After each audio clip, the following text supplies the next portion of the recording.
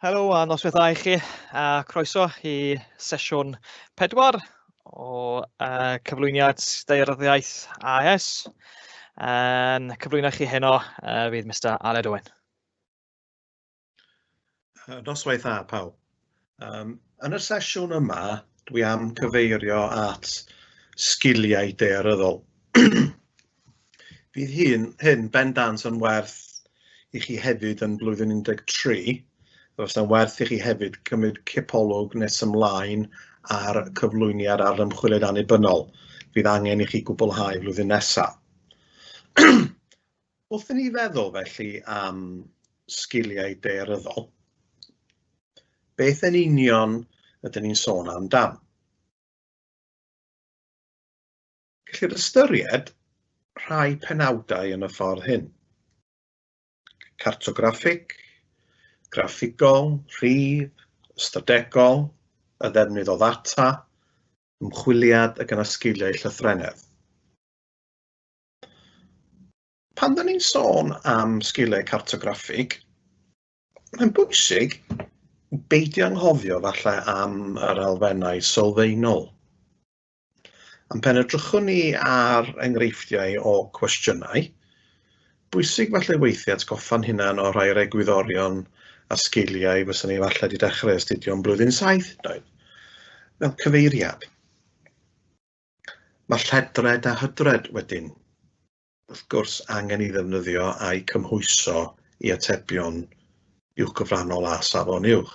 Cofiwch felly, lledred yw'r pellter o'r cyhydedd, a hydred yw'r pellter o Meridian Greenwich i'r gorllewin ac i'r dwyrain. Mae cyfernodau grid, 4 ffigwr a 6 ffigwr angen i'w defnyddio.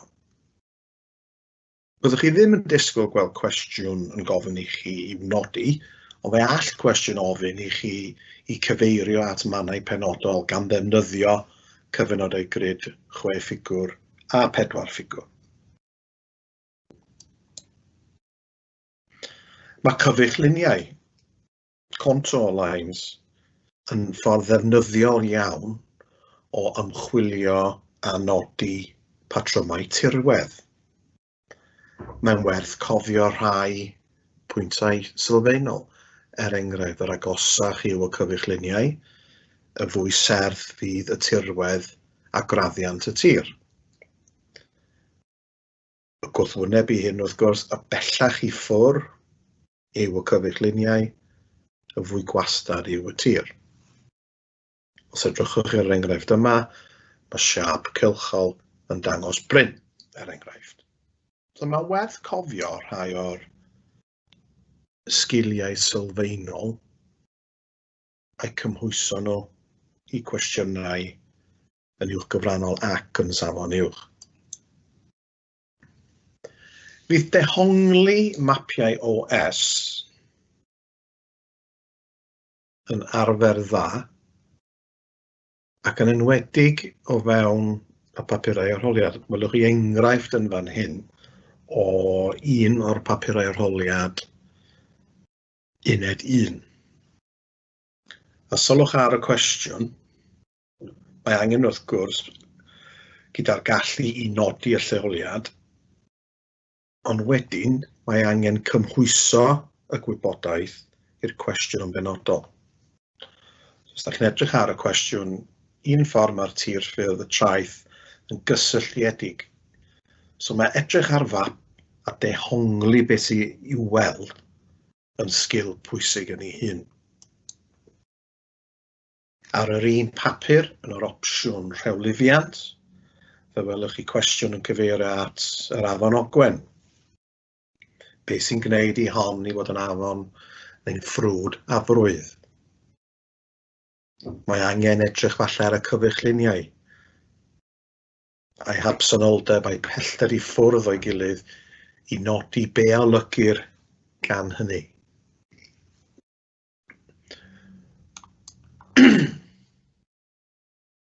Wrth edrych ymhellach falle I gwaith maes, mae'n bwysig hefyd cael y gallu I braslunio. Fydd hwn yn sgil allweddol iawn pan ddawn ni at yn flwyddyn nesaf eich ymchwiliad annibynnol. A mae'r gallu i ddisgrifio y prif nodweddion yn sgil pwysig. Cofiwch falle rhai o'r awgrymiadau yn fan hyn. Mae rhai o hein yn sylfaenol, newch yn siŵr bod eich map yn ddigon mawr. Cofiwch nodi'r teitl, y cyfeiriad. Fydd hyn yn gwella eich gwaith. Mae'n bosib a nodi ffotograffiau. Os edrychwch chi ar y ffotograff yn fan hyn, fe welwch chi brawddegau yn cyfeirio at syniadau penodol o'r ffotograff. Mae anodi i hun yn sgil. Wrth anodi, mae'n bwysig bod ni yn egluro yr hyn dyn ni'n weld mor fanwl a phosib yn hytrach na labelu yn syml. So efallai, fysach chi'n hoffi ystyried cynnwys rhai o hein mewn darn o waith.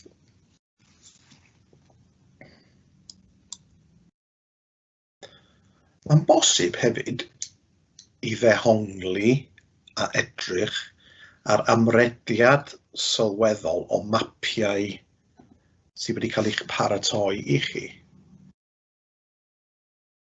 Un ddefnyddiol iawn yw'r map Gorugledd. Map sydd wedi lliwio i ddangos allwedd gyda graddfa i archwilio patrymau. Yn fan hyn, enghraifft, mi rydyn ni'n edrych ar dwysedd poblogaidd. Fysa'n da o beth hefyd i feddwl yn feirniadol am y mapiau sy'n cael eu gosod ger eich bron. Enghraifft, mae'n bosib nodi dwysedd poblogaidd fesul gwlad. Bydd hyn o bosib yn rhoi patrymau gwahanol i ni os ydyn ni'n anwybyddu ffiniau gwladol.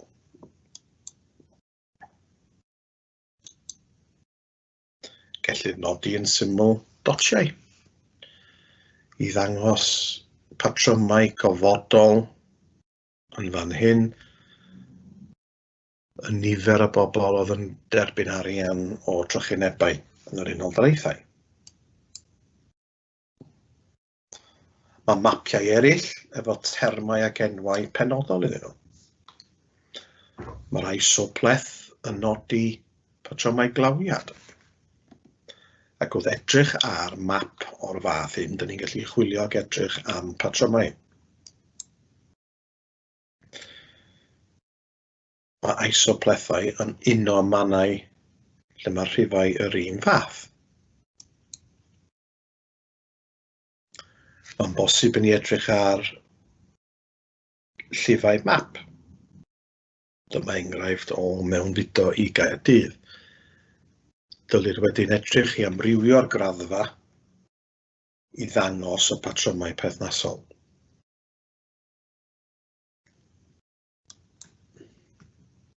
Dyma mapiau ystadegol, lle mae'r graffiau bar yn cael eu gosod ar y map sylfaen. Wrth edrych felly ar y math o cwestiwn potensial o fewn yr uwch gyfrannol, fe welwn ni map fan hyn yn dangos dosbarthiad byd-eang o ddaear Grynfeydd mwy na maint 7. O dan fe welwn ni wedyn patrymau byd-eang o drefoli, lle mae'r dinasoedd fwyaf yn y byd. Cymerwch gofal gyda'r cwestiwn. Yr cwestiwn cyntaf yn gofyn i chi ddisgrifio y dosbarthiad.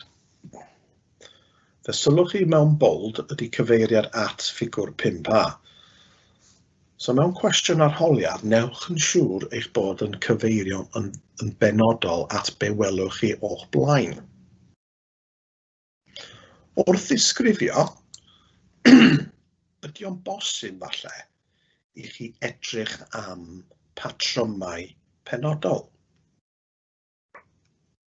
Yn hytrach na'n syml rhestru mannau o ddaeargrynfeydd mwy na saith, oes patrwm o gwmpas y cylch tân er enghraifft. Clwstyrau sylweddol yn De America. So wrth ddisgrifio dosbarthiad o fap, chwiliwch am patrymau penodol yn hytrach na rhestru yn ddisgrifiadol. Mae'n bosib wedyn i ddefnyddio y ddau fap i ymhelaethu mwy ar yr hyn sydd yn digwydd. Sylwch ar nifer y marcau am y cwestiwn yma. Mae yna 9 marc am y math yma o cwestiwn. Mae synwyr cyffredin felly'n dweud os oes yna fwy o farciau, mae yna fwy o ddisgwyliadau. Sylwch eto, mae yna gyfeiriad penodol at ffigurau 5A a 5B.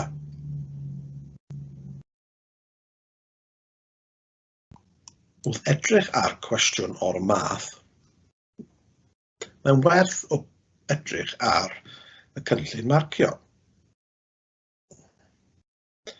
I gyrraedd y marciau uchel, mae rhaid datblygu yr ateb yn dda. Triwch meddwl falle am cadwyn o ymresymu yn eich ymatebion. Fel eich bod yn gallu ennill y marciau uchel mewn cwestiwn o'r fath. So mae dehongli mapiau amrywiol yn codi yn aml o fewn unedau 1 a 2 papurau uwchgyfrannol ac yn uned 3 yn yr A2. Yr ail math o sgil, wrth gwrs, yw sgiliau graffigol. Mae yna amrediad eang o rhain. Un elfen pwysig ydy i sicrhau bod y graffio yn cywir a yw'r techneg graffigol yn addas i'r pwrpas penodol. Dyma enghreifftiau o graffiau gwasgar.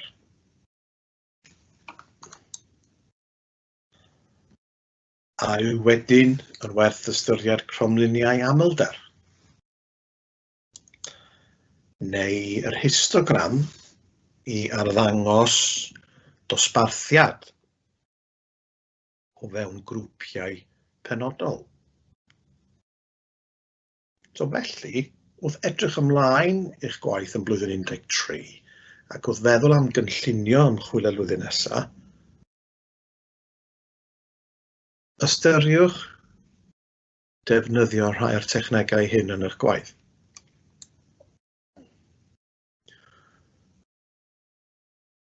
Ydy o werth ystyried trawsdablu i ni allu weld patrymau yn haws.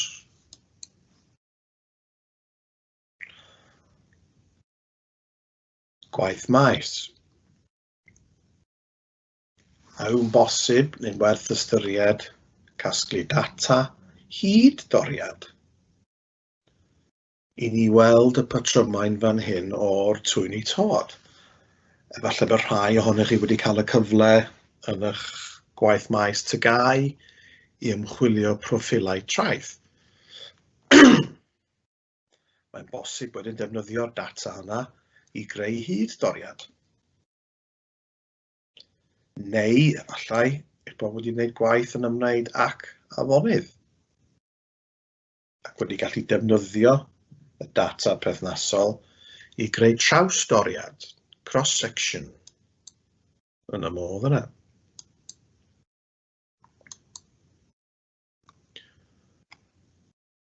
Mae gwaith rhif o fewn yr uwchgyfrannol yn mynd i gael ei hasesu mewn rhai mannau o fewn y ddwy arholiad.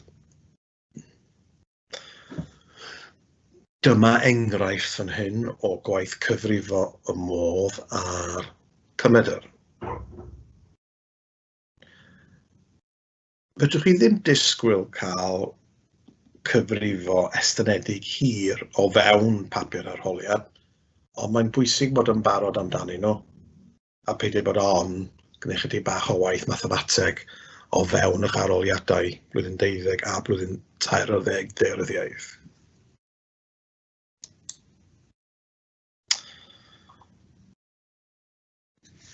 Bellach, mae hefyd werth ystyried defnyddio technegau ystadegol, penodol. Eto, sy'n hoffi pwysleisio, fydd na ddim ofyn i chi gweithio'ch ffordd yn llafurus rhwng technegau o'r math yma yn yr arholiad yn blwyddyn 12. Ond mae'r dau techneg nesaf dwi am trafod yn sicr yn ddefnyddiol iawn i ddod i canfyddiad am gydberthynas. A fyswn i yn eich cynghori chi i'w defnyddio nhw y flwyddyn nesaf fewn eich ymchwiliad unigol, neu a hefyd o fewn eich bagaloriaeth yn eich ymchwiliad annibynnol yn fan yno. Mae'r techneg praws byd yn ymchwilio y cydberthynas ystadegol. Dyn ni'n wedi weithio trwy cyfres o camau nes bod ni'n cyrraedd ateb rhwng 1 a -1. Fel arfer, os yw'r ateb rhwng 1 a -1, mae'r gwaith cyfrifo yn gywir. Os edrychwn ni ar yr enghraifft yn fan hyn, rydyn ni am archwilio a oes cydberthynas rhwng pellter o'r siop a pris botel o ddŵr. Mae'r techneg yn edrych yn gymleth, ond i ddweud y gwir, mae o'n ddigon syml os ychydig bach yn llafurus. I ddechrau efo, mae'r ddwy set o ddata yn cael ei rancio. Rhif 1 yw'r mwyaf, yr holl ffordd lawr i rhif 10. So os edrychwch chi ar y chwith, siop 10, y pellter fwyaf yn 980, felly mae'r ranc yn 1. Mae'r un peth yn digwydd i pris y botel ar yr ochr dde. Yn y golwm difference, nawn ni cadw at y dy fel difference, mae ddau ranc yn cael ei tynnu ffwrdd o'i gilydd. Ac yna yn y golwm olaf yn cael ei sgwario.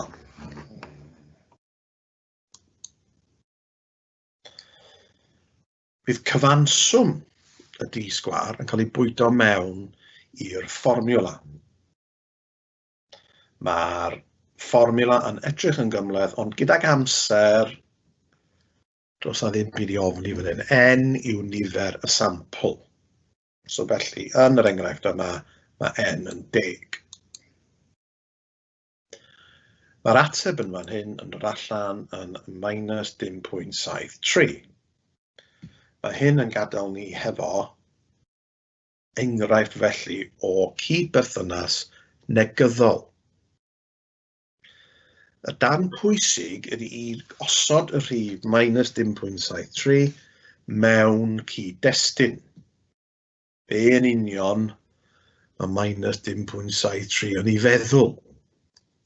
Ac i wneud hyn, mae rhaid i ni edrych eto ar y graff yma. Ar hyd y gwaelod, fe welwch chi be elwir yn Saesneg yn degrees of freedom, neu y graddau o ryddid yn Gymraeg. So be ni'n gwneud ydy hyn. Mae'n sampl ni yn 10, felly mae'n degrees of freedom ni ein graddau o ryddid yn 10 tynnu 2 yn 8. Mae'n ateb ni yn -0.73, so da ni'n darllen i fyny y graff i weld a ydyn ni yn croesi y llinellau coch. Os ydyn ni'n croesi y llinell 5%, dyn ni'n deud yn fan hyn bod ni 95% yn sicr bod na gydberthynas. Os yw ein rhif ni'n croesi y llinell coch 1%, dyn ni'n gallu bod yn 99% yn sicr ein bod yn gydberthynas ni yn ddibynadwy, ac ymhellach fydd, os groesiodd i'r llinell 0.1, dyn ni'n gallu bod yn 99.9% yn sicr bod ein cydberthynas ni yn ddibynadwy. Felly mae o'n ffordd ddefnyddiol iawn o archwilio cydberthynas. Yn eich gwerthusiad, efallai fysach chi'n hoffi nodi y fwyaf yw maint y sampl, y fwyaf addas yw y techneg yma.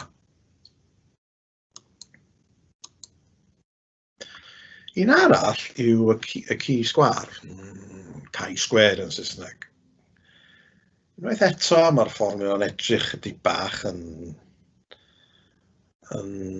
wahanol, ond mewn gwirionedd, nid yw yn anodd iawn i'w cyfrifo chwaith.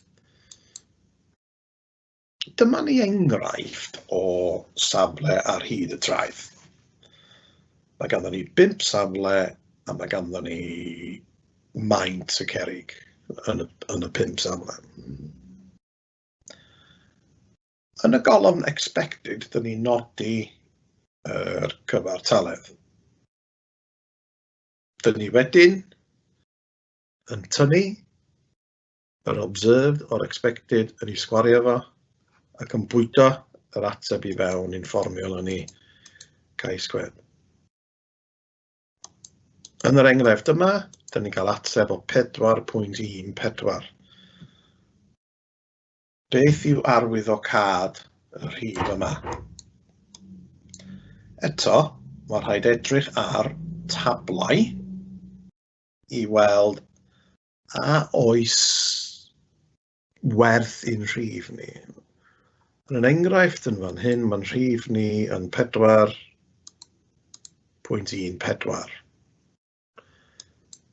Mae'n graddau o rhyddid ni yn n tynnu 5 fan hyn, tynnu 1, so mae'n 4. So drychwn ni fan hyn, mae'n ateb ni yn llai na 9.48 ac yn sicr yn sylweddol llai na 13.277.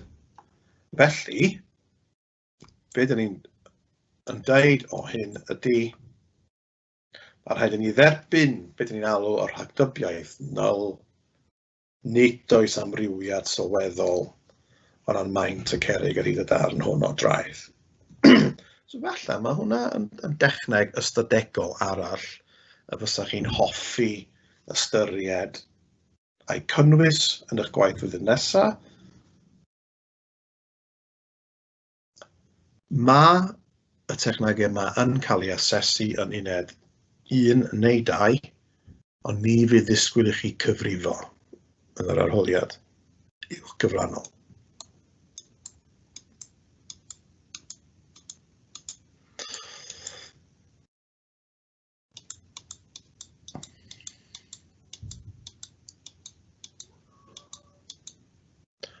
Wrth edrych ar y dulliau ymholi yn y maes, yn bwysig hefyd cofio am y gwahanol fathau o ddata sydd ar gael. Ac wrth wneud gwaith maes, yn bwysig cofio'r gwahaniaeth rhwng data meintiol ac ansoddol. Data ansoddol yw'r data lle dyn ni ddim yn casglu rhifau penodol. Dwi wedi cyfeirio at rhain eisoes yn barod wrth drafod lluniau, brasluniau maes, ond fe all hyn hefyd cynnwys cyfweliadau. Ar y llaw arall, mae'n data meintiol ni yn data fwy penodol lle dyn ni yn cyfri ac yn casglu rhifau.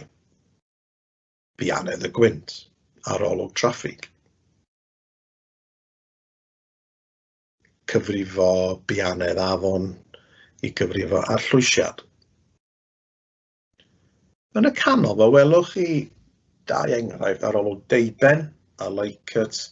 Gellir dadle I bod nhw'n ffitio I fewn i'r ddau fath o ddata ac yn croesi drosodd. So, wrth edrych ar eich data, cofiwch gyda gwaith maes cyfeirio at y rhain. Enghraifft, ar ddiwedd uned 2, mi fydd yna 2 cwestiwn ar gwaith maes. So fe all cwestiwn codi yn gofyn I chi I cyfiawnhau y technegau dathach chi ddefnyddio I gasglu data yn y maes. Cofiwch I ddefnyddio y termau meintiol ac ansoddol wrth ateb eich cwestiynau. Os ydych am gwneud holiadur, cofiwch i'w gynllunio yn ofalus iawn gyda amrywiaeth o cwestiynau. Cofiwch bod angen gwneud holiadur pilot a'i treialu allan yn gyntaf. Wrth feddwl am ymchwiliad, felly yn blwyddyn 12, bod amodau wrth gwrs wedi bod yn anodd tu hwnt eleni, mae yna ddisgwyliad I chi ysgrifennu amdan ymchwiliadau yn uned 2. Fe all y cwestiynau ofyn I chi am eich cyd-destun. Be oedd y testun dan sylw? Sut fath o ddulliau ymchwilio yn y maes? Pa dechnegau ydych chi wedi ddefnyddio I cyflwyno'ch data? Fe allwch ddisgwyl cael cwestiwn yn gofyn I chi I ddadansoddi a dehongli'ch canlyniadau? Pa prif bwyntiau sy'n dod allan yn eich casgliad? So, wrth feddwl eleni yn eich uwchgyfrannol, byddwch yn barod am cwestiynau sy'n mynd I holi chi am eich dulliau gwaith maes o dan y penawdau yma. Wrth edrych ymlaen I flwyddyn nesaf gyda'ch ymchwiliad annibynnol, mae werth felly ystyried a gosod eich ymchwiliad o dan y penawdau yma.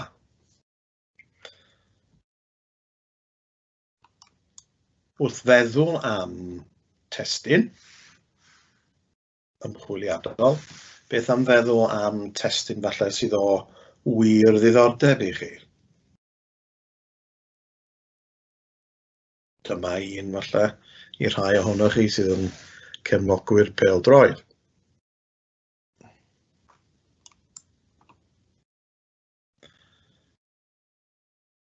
Ac yn olaf, darn allweddol iawn, unrhyw ddarn o waith daearyddol, yw sgiliau llythrennedd. Beth yn union a olygir gan llythrennedd? Wel, dyma diffiniad o llythrennedd gan sefydliad UNESCO y Cenhedloedd Unedig. Gallu nabod, deall, dehongli, creu, gan ddefnyddio defnydd pryntedig ac ysgrifenedig. O sut mae hyn yn edrych yn daearyddiaeth? Mae'r gallu I ysgrifennu a mynegu yn glir yn sgil arbennig o bwysig yn daearyddiaeth. Mae'n bwysig iawn bod yn defnyddio termau daearyddol yn gywir.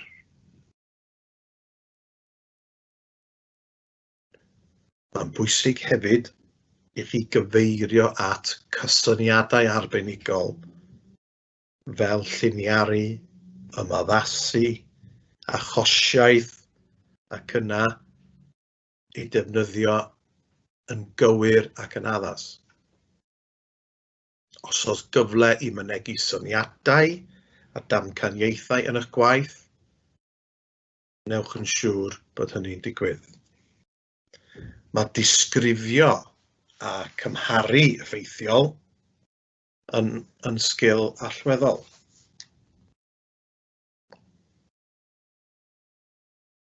Mae strwythuro eich esboniadau bod nhw'n gwneud synwyr.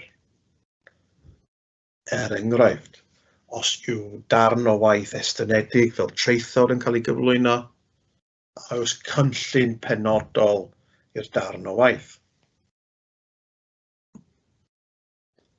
Yn aml iawn, fydd y cwestiynau'n gofyn i chi i ddadle a trafod a dod i farn am ryw fater dan sylw. Yn ogystal, mae cymhwyso gwybodaeth bellach yn sgil arbennig o bwysig o fewn y cyrsiau safon uwch daearyddiaeth.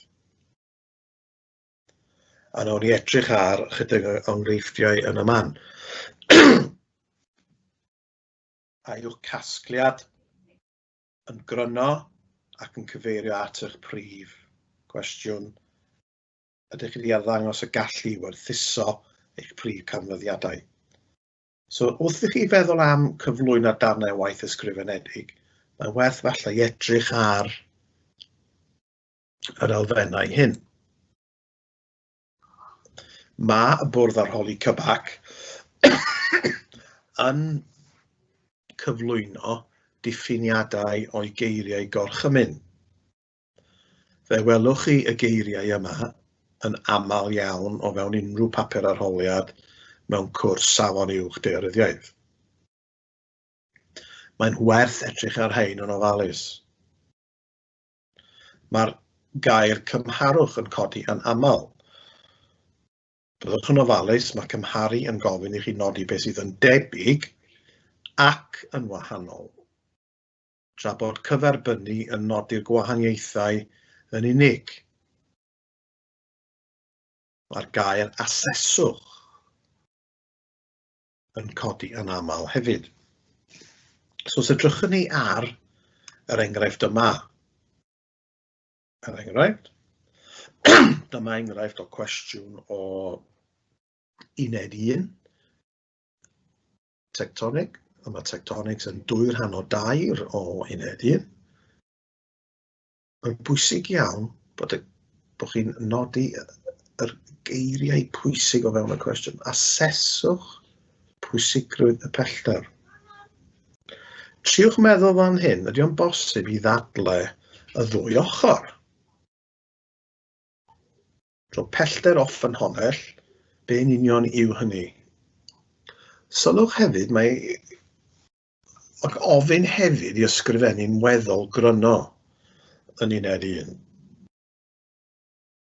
So mae eisiau gofal, ond mae angen pwyso a mesur, so enghraifft fysach chi falle yn ystyried dadle wrth gwrs a gosach at yr uwch canolbwynt fydd y tonnau seismig yn gryfach, felly. Ond falle ar y llaw arall. Mae digwyddiadau fel tsunamis yn creu effeithiau difrifol ymhell i ffwrdd o yr uwch canolbwynt. Dyma enghraifft arall o uned 2. Ailfrantio ardaloedd gwledig. Archwiliwch y canlyniadau.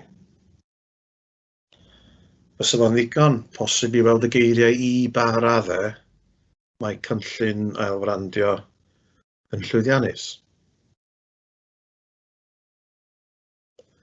I fi, hwn yw'r gwahaniaeth sylweddol mwyaf rhwng tygau a gwaith blwyddyn 12. Mae angen i chi fod yn ofalus efo dehongliad y cwestiwn a'r gallu i cymhwyso beth ydych chi'n wybod at y cwestiwn penodol, yn hytrach na disgrifio y dechneg neu y mater dan sylw. Mae mapiau yn codi yn aml hefyd. Dyma enghraifft o uned 2, lle mae yna ofyn i chi ddisgrifio y map. Byddwch yn barod hefyd i werthuso y technegau neu y map sydd ger eich bron. So mae'r cwestiwn yma yn ddau barc yn gofyn i chi i gwella y dull cyflwyno data sydd yn ffigwr 2. tra bod y trydydd cwestiwn yn gofyn i chi edrych ar un ffactor sydd yn arwain at y patrymau. So byddwch yn barod i werthuso y technegau hefyd sydd o dan sylw. Felly, i gloi,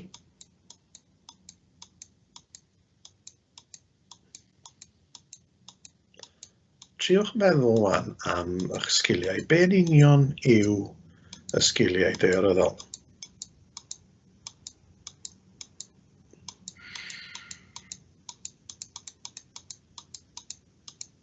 Mae daearyddiaeth yn pwnc arbennig i allu datblygu eich sgiliau. Mae hyn yn gwneud yn werthfawr iawn i gyflogwyr, gan eich bod yn hyblyg iawn yn yr hyn ydych chi'n gallu gwneud. Felly, cofiwch, wrth feddwl am eich sgiliau, am y rhestr yma. Ystyriwch felly y defnydd o mapiau, graffiau, y mathau wahanol a yw'r graff yn addas, y technegau, peidiwch bod on defnyddio technegau fel prawf Spearman a e-sgol. Cofiwch cyfeirio at y ddefnydd o data sydd yn rhif ac sydd yn ansoddol y data sydd falle chydig bach yn anoddach i'w casglu. Mae cynllunio ymchwiliad yn mynd i fod yn ffocws sylweddol i'ch gwaith blwyddyn nesaf. Gewch eich asesu hefyd eleni ar gwaith maes yn papur 2. Y cyngor swn i'n ddeutha chi ydy, wrth edrych ar ymchwiliad, gwariwch amser ar y cynllunio, meddyliwch am y cwestiwn yn ofalus. Ac yn olaf, mae sgiliau llythrennedd yn mynd i fod yn allweddol yn eich marciau chi. Cofiwch mynegu eich hun yn glir, cofiwch i ddefnyddio'r cysynari arbenigol a defnyddio'r termau daearyddol mor eang y fedrwch chi. Dyna ddiwedd y sesiwn olaf yn y gyfres yma yn nodi sgiliau daearyddol. Gobeithio eich bod wedi cael mwynhad allan ohonyn nhw, a gobeithio bod nhw wedi elwa chi gyda'ch gwaith yn daearyddiaeth. Gobeithio bod chi yn mwynhau astudio daearyddiaeth. I fi, mae'n pwnc anhygoel sy'n rhoi y cyfle i ni i fynd i bob cyfeiriad. Mae'r cyflwyniadau wedi cael eu recordio, so fydd hi'n bosib i chi ymweld ar wefan o bryd i'w gilydd yn eich amser eich hun i bori drwyddyn nhw. So ni'n hoffi dymuno'n dda i chi gyd gyda'ch asesiadau yn yr misoedd sydd i ddod, a gobeithio gewn ni, siŵr fe gewn ni, cyfnod gwell flwyddyn nesaf a gewch chi'r cyfle i ddilyn blwyddyn 13 yn y modd arferol. Diolch yn fawr.